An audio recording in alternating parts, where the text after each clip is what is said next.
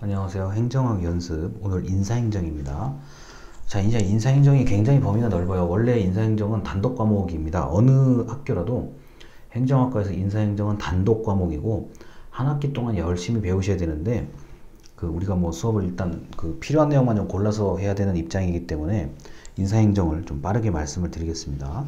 자, 인사행정은 먼저 개요를 말씀을 드리면 행정학에서 인사행정은, 경영학에서는 인적자원관리, 인적자원관리, 휴먼 캐피털이라고 얘기합니다. 휴먼 캐피탈. 자, 그래서 경영학의 논리와 행정학의 논리가 비슷한 면이 많아요. 다만 같은 단어인데 같은 뜻인데 다르게 쓰고 있는 형식적인 것들이 좀 달라요. 자, 다시요. 본질은 같은데 똑같은 내용인데 행정학에서는 방금 말한 대로 인사행정이라고 얘기를 하고 경영학에서는 인적자원관리라고 얘기를 합니다. 자, 우리가 저번에 배웠던 조직 이론이나 리더십 같은 경우는 경영학에서 말하는 건 행정학에서 말하는 똑같아요. 왜냐? 연구한 사람도 똑같아. 연구 결과도 똑같아요. 자, 그런데 인사행정은 좀 독특한 게 이게 처음에는 정부는 정부대로 발전을 해오고 자, 기업은 기업대로 발전을 해와서 최근에 이제 우리가 1900년, 2000년 이때쯤 돼가지고 정부가 신공공관리론 입장을 이제 근거로 기업의 각종 좋은 제도를 받아들이기 시작한 거고, 그러다 보니까 기업도 정부가 어떻게 하는지에 관심을 기울이게 된 건데, 이게 현재 우리가 배우는 미국식 행정학 개념에서는 기업에서 잘 쓰고 있는 인적자원관리의 내용을 정부가 가져온 겁니다. 응용한 겁니다. 자, 그런데 이게 역사적으로 보면은 굉장히 다른 맥락이에요. 자, 특히나 기업 상업 활동이 활발했던 그리스 로마 시대 때부터 무역이 엄청나게 활발했잖아요. 특히 서양 역사 같은 경우는요. 자, 그러다 보니까 거기에서 쓰는 방식과 정부에서 쓰는 방식, 당시의 국가, 왕이나 황제가 쓰는 방식이 차이가 엄청나게 크죠, 인사행정은요. 자, 그러다 보니까 내용이 좀 결이 달라요. 결이 다르다가 이제 어느 정도 교류가 되는 그런 상황입니다. 자, 238쪽에 정실주의라고 되어 있어요. 이론적인 얘기인데 의라고 되어 있는 부분이요. 정실주의란 인사권자의 옛날에 왕이나 황제 같은 사람들이 아는 사람, 정치적 충성심 등 개인의 특성을 가지고 임명하는 걸 말합니다. 자, 정실주의는 지금도 있습니다. 특히나 왕과 귀족이 형식적으로라도 자리를 잡고 있는 곳에서는 정실주의가 활용이 되는 제도입니다. 이거를 무턱대고 정실주의는 이거 잘못되었다 또는 옛날 거다라고 얘기하면 큰 오류를 범할 수가 있어요. 우리가 예를 들어서 드라큘라 백작, 샌드위치 백작, 이게 자기가 붙는 거 있잖아요. 공작, 남작, 후작, 백작 이런 식으로. 그 다음에 나이트.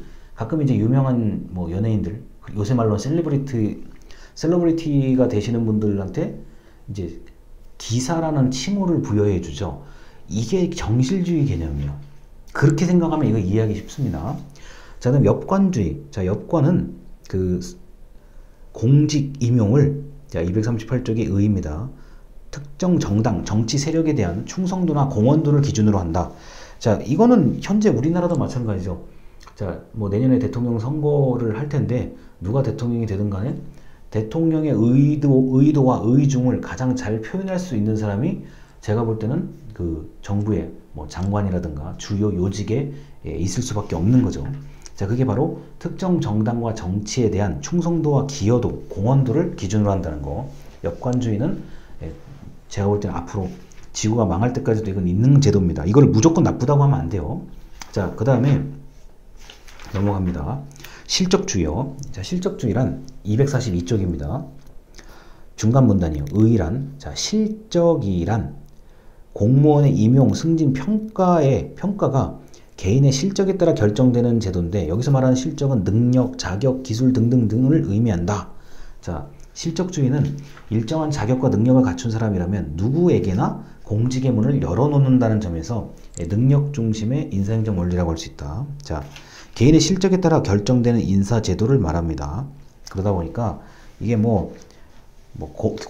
공무원이 될 수 있는 기회를 균등하게 제공한다. 자, 244쪽 얘기입니다. 제목을 보시면 돼요. 공직 기회 균등이라고 얘기하는 게 있고, 공개 경쟁. 자, 우리가 대표적으로 공무원, 객관식 공무원 시험이 공개 경쟁 시험이잖아요. 자, 이렇게 시험을 봐서 되는 거. 자, 그다음 정치적 중립성. 자, 이 실적주의는 철저하게 개인의, 공무원 개인의 능력을 기준으로 하는 거기 때문에 이거는 정치적 중립성이 유지될 수 있는 거고요. 자, 신분보장. 자, 공무원의 신분보장은 행정조직의 안정성, 관료제의 안정성을 보장하는 거다. 만약에 불안하면 뭐 정치 세력 바뀌면 자, 너 나가. 자, 네가 일로 와. 너 나가. 이렇게 된단 말이에요. 그거를 막기 위해서는 공무원의 신분보장이 당연히 법으로 보장이 돼야 된다는 거고요. 실적주의에 대한 얘기입니다. 자, 그리고 대표관료제인데, 대표관료제가 247쪽에 맨 위에 줄이 있죠. 자, 대표관료제는 공무원의 인적 구성 비율을 국가 전체의 인적 구성 비율로 반영해야 된다는 원리가 적용된다. 야, 이게 이제 대표적인 게 인종이요. 인종이고, 그 이제 미국 중심의 개념인데, 이 대표관료제는 일단 인종도 다양하고 다양성이 굉장히 좀 복잡할 정도로 다양해야 이게 쓸 수가 있는 제도고요. 그 다음에 영토가 넓으면 대표관료제 쓸 수밖에 없는 일이 생겨요. 근데 우리나라 같은 경우는 이제 뭐 지역인재 추천이라든가 뭐 다른 어떤 기준에 따라서 법령에 근거를 해서 대표관료제를 실시하고 있는 나라인데, 원래는 이게 자연스럽게 대표관료제를 할 수밖에 없는 상황으로 가야만 되는 겁니다. 우리나라는 이제 개별법령이 만들어져서, 자, 이런 원리에 따라서 개별법령을 만들었어. 개별법령에 근거를 해서 뽑겠다. 이런 개념인 거고, 이제 미국 중심의 이제 대표관료제는 땅도 넓고 인종도 다양하고 뭐가 이게 하나를 좀 잘해주려고 하면 다른 하나에서 반발을 하는 이런 구조거든요. 그리고 대학교 입시가 결정적이죠. 미국 같은 경우는요. 뭐 우리가 흔히 말하는 좋은 대학교에 뭐 일정 비율은 어떤 사람이어야 된다, 어떤 사람을 선발해야 된다는 논리가 있기 때문에 대표관료제의 어떤 그 특성을 강하게 보이고 있습니다. 자, 근데 대표관료제는 이제 248쪽에 그 반괄호 1번이요. 역차별의 문제가 있을 수 있다라는 게 있고요. 자, 그런데 이게 또 그 어떤 면에서는 그 251쪽입니다.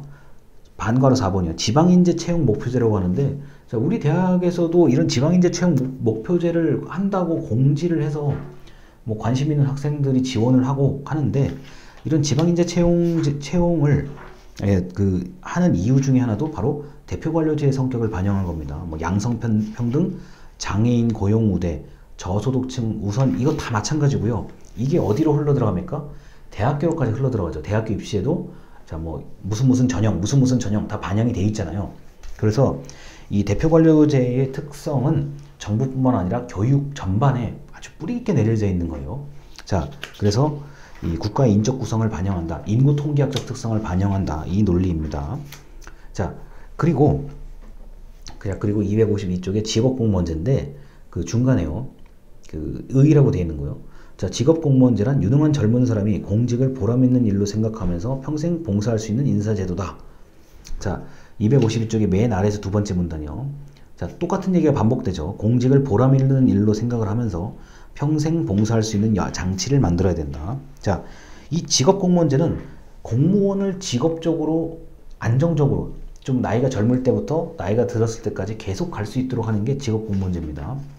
이것도 야, 너 뭐 중간에 너 나가, 뭐 너 들어와, 이렇게 안 하게끔 하려고 직업 공무원 제도가 이제 이렇게 있는 거고, 그 웬만하면 일을 잘 할 수 있는 젊은 사람부터 끝까지 끌고 가는 게 그 전반적인 조직의 안정성, 그 다음에 노후화우, 이제 젊은 사람이 나이가 들었을 때 노후화우를 발휘할 수 있다는 점에서 직업 공무원제는 굉장히 필요하다라고 볼 수 있습니다. 자, 이렇게 인사행정의 일반적인 이론인데, 지금 정실주의, 역관주의, 실적주의, 대표관료제, 직업공무원 제도는 전부 다 뒤섞여서 있어요. 뒤섞여서 있고, 이게 어느 나라나 대놓고 이거를 부정할 나라는 없어요. 지금 제가 말씀드린 것 중에 이런 각각의 개념을 어느 나라에서나 이걸 부정하는 나라는 없어요. 제가 보기엔 다 이게 맞다고 얘기를 하고, 특히나 정실주의 같은 경우는 왕이 상징적으로 살아서 그 활동하는 국가에서는 정실주의가 당연히 있는 거고요. 역관주의는 이제 정치와 행정의 어떤 그 특성을 본 거고, 실적주의, 그 다음에 직업공무원제 같은 경우는 그 끝까지 안정성을 가지고 관료제가 유지되어야 한다는 논리인 거고, 대표관료제는 형평성과 균형성 개념을 가지고 보시면 이해하기가 쉽습니다. 자, 그래서 인사행정의 이론은 여기까지 마치고 다음 영상으로 넘어가겠습니다. 감사합니다.